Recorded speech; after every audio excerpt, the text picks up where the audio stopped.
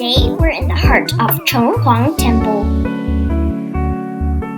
If you're a cat lover like me, you're in for a treat because we're visiting a cat cafe right smack in this historic tourist hotspot.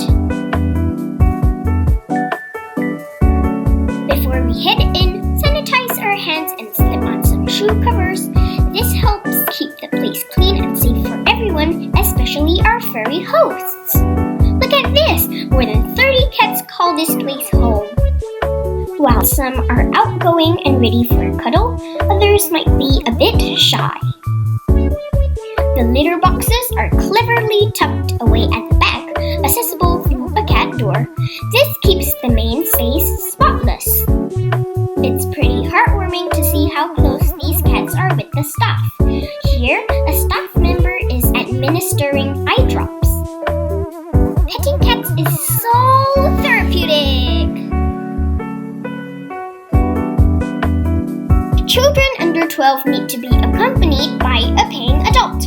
Also, kids are advised not to carry the cats. These little guys aren't too keen on being held for long.